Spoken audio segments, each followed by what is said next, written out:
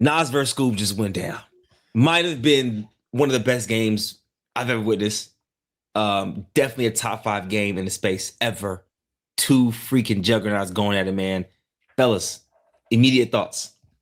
You want me to go? Yeah. Immediate thoughts. It's a top 3 one-on-one ever to me. That's my immediate thoughts. Especially watching the game and the way Skoob came out in the first half and punched Nas right in the mouth. I was like, it's the first time we're ever going to see Nas in a long time in a situation to where he has to fight through some adversity. Yeah. You know what I'm saying? So, like, and the fact that he was able to do that very quickly shows me that Nas his mental stability is still there in terms of any type of one-on-one situation that he's going to be thrown in. But I do want to say this. This is a copycat league. Shout out to the NFL. Somebody's going to take that game plan Skoob had in terms of sending him right, because he's not countering as much going right as he does going left. And Skoob made him shoot out of that shot pocket from the side. It was a little less efficient. So somebody with the size and the stamina and the speed is going to take that game plan, and it's a really good game plan, fellas. But I love the one-on-one. It was phenomenal. Yeah. Shout out to them brothers, man. Great game. Yeah. Go ahead, so.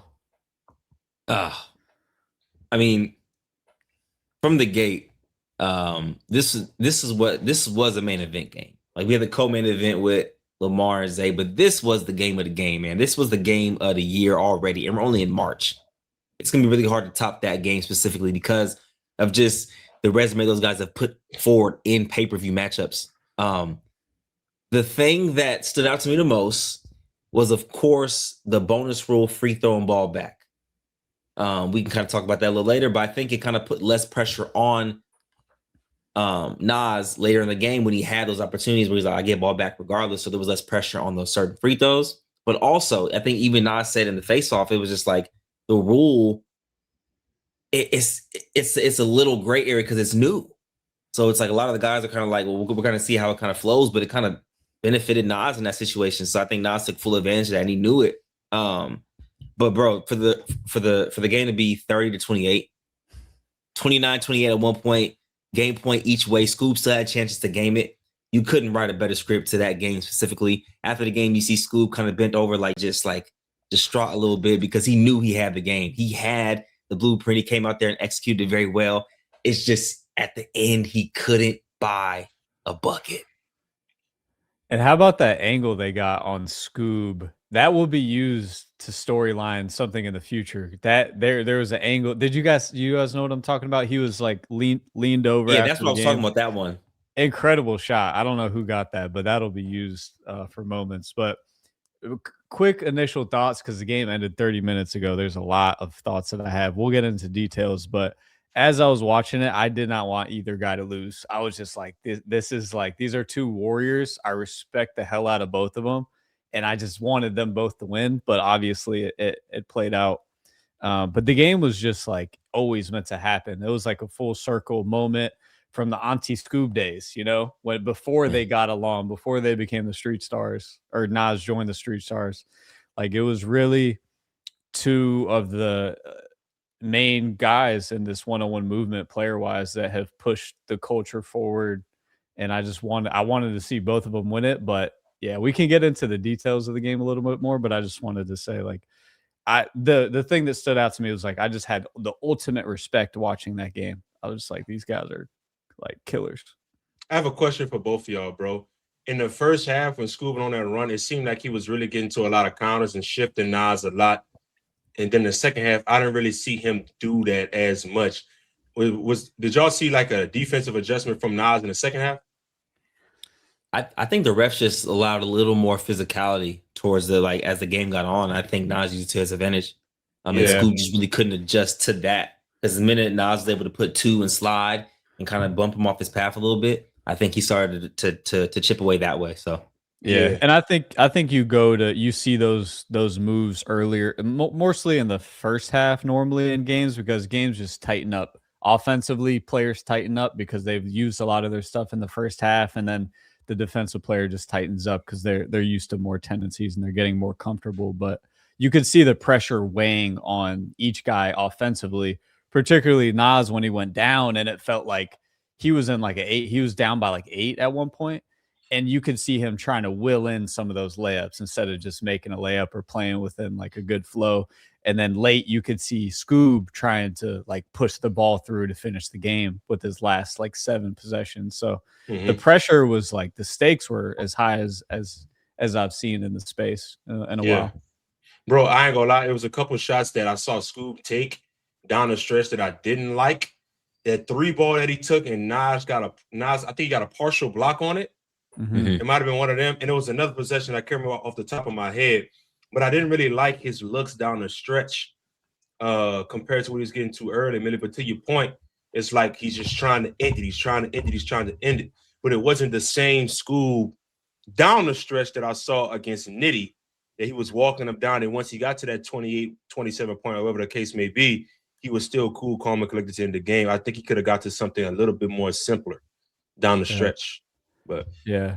It is kind of it's a different feeling when you have the lead the whole game and then you're trying to finish it rather than being the guy that's doing the walking down. But I can't like Skoob. I was so impressed with Skoob personally. Yeah, bro. I was like, honestly, I had that game being Nas by like 6 or 7 probably, but Skoob, like they could play that game another 5 times, and I just think Skoob is that good.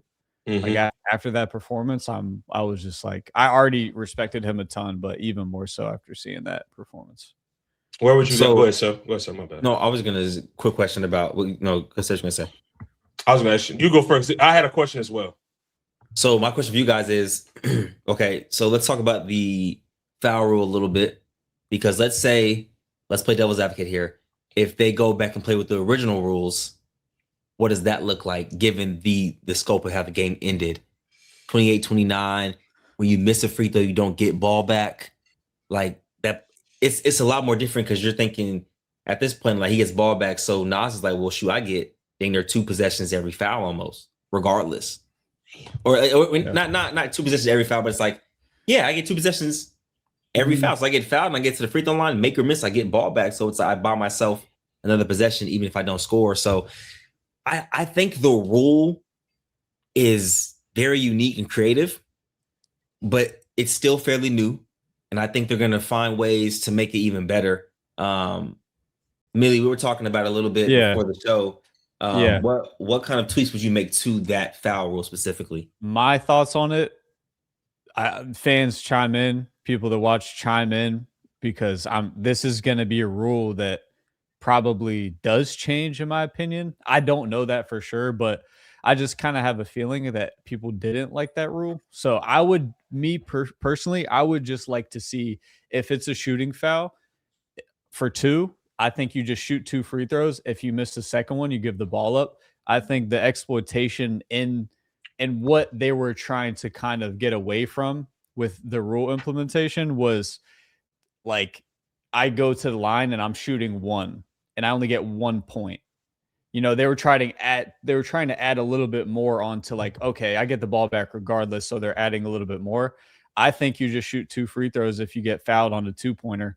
And then if you miss the second one, it's just a change of possession, just like we used to do, you know, or just like, you know.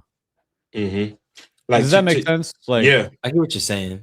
Because I personally think that intentional fouls and technical fouls that should be the only time you get the ball back, personally.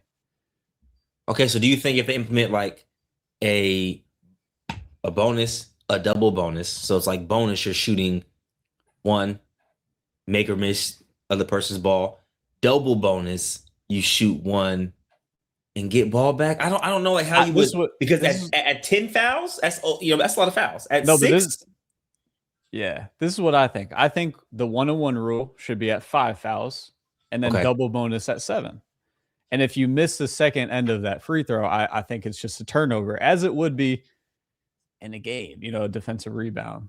That's just my take. My take doesn't matter unless all the fans like it. So, I mean, I don't think there's like a right answer to this. I think people will have different ideas about it and what they like.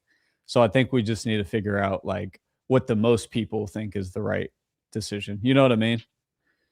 I'm curious. Sorry, B. Last thing. Go ahead. I'm curious to see what OTD and Ball's Life think about the rule as well, because you try to implement something, you may not like it, and then we're still in that phase of like Right. trying things and then taking it back. So I'm interested to see what they think as well.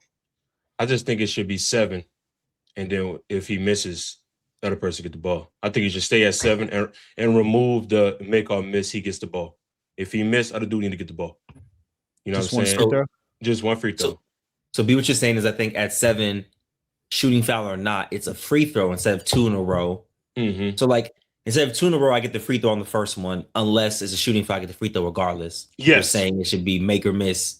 If I miss it, it's his ball. Make it, I keep it. Yes. Okay, I feel you on that. The reason why I say this is because a lot of pressure is taken off a player's shoulders down the stretch of games, particularly that one. When it's 28-27, it's like, okay, I can miss it, but I still get a chance to get another field goal attempt. You know what I'm saying? Right. So, but here's what I don't want to happen, and this is about to happen. To me, and I'm speaking wholeheartedly, these two guys play too much of a good game for this shit to be the narrative, and it's about to take over. It's about to take over. Whether Nas likes it or not, whether Skoob like this is about to take it over. The end of the game and how it ended. Oh man, bro, I'm at the edge of my seat watching the game. I'm like this, and now based on that rule, it could potentially. I don't want it to do that, bro. That game to me, like I said, was top 3 regardless of how it ended. You know what I'm saying? And Nas made a point to where he said he didn't like it, and he made that very clear. So it's like they roll with the punches. They did it anyway. Skoob is probably not gonna have any excuses about it. I've seen a couple people on the Instagram stories have said they hated the rule, whatever the case may be, but this doesn't take away how good the game was. And I'm gonna be honest with you. Correct. They can play again. Yes. Because Next Quick was shitty committee. I didn't like it, and none of the fans like it. So they could play again, bro. That's how good this game was. So I don't know. Yeah, that's my next question. So, would you like to see a rematch? I guess it would be considered a part 3, although Nas is up 2-0. Mm-hmm. This is something I would pay to watch again. Going back to maybe figuring out a way to tweak the foul rules a little bit just to make it more. I don't know. I don't know how they would figure that out, but regardless if they keep the foul rules or not, I would love to watch these two play again. Sometime along the line, of course, down the line, because Nas is gonna want to move on to his next matchup, which is respectfully so. But end of the year, that's in 8 months.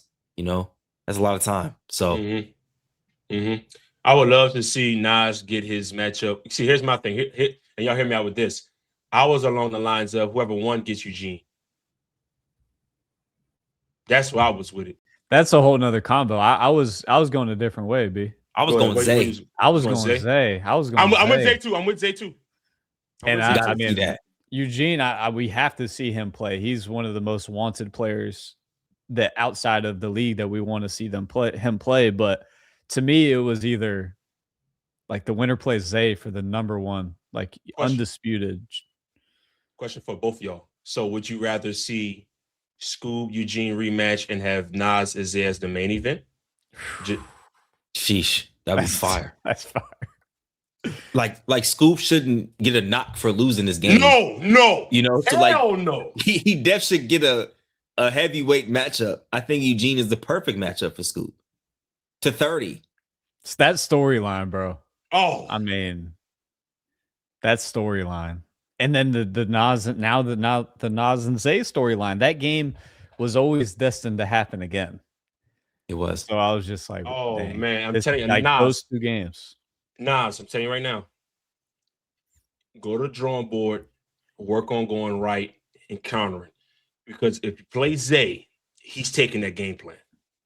He's taking that game plan, bro. Yeah. Skoob with prep time is Batman Arkham Asylum, man. Yeah. But Nas at the end, he did say he's going to go play Eugene. So. Okay. I mean, it's his decision. Totally. It's just, I would like to see Nas and Zay personally, but maybe after that. Yeah. Regardless, man, Nas is still the guy. He's still the guy in the space, man. That's the guy that everybody's chasing. So he proved it again today. I mean, the last thing I would say on that situation, I think we have to see a Nas versus Zay matchup, yes. But I want to also talk about this before we talk about the video, or that video is probably already out. I'm not sure the timeline when we're dropping this, but I am more on the side now of wins and losses do matter, but matchups trump all, in my opinion. Absolutely. LP and Nas still got to play down the line. Just because of the storyline, the trash talk, the lead up. Just because Zay went out there and beat LP doesn't necessarily mean that's going to be the storyline for LP in every matchup. But like I said, matchups, in my opinion, in some cases, exceptions to every rule, trump wins and losses. What it did though, so is just put a handful of people before him that Nas would want. You know what I mean? So that would really be down the line at this point. I mean, probably at least 3 matchups. But what if the fans are willing to be like, I want to pay for that matchup? Just please cut this video, please. Cut this video, please. Please, I'm begging you. Cut this video, please. Well, Millie, any last words? Nothing. We're cutting the video. Ladies and gentlemen, ABC crew. We'll see you guys Monday and Thursday. Every Monday and Thursday at 11 a.m. Eastern. Peace.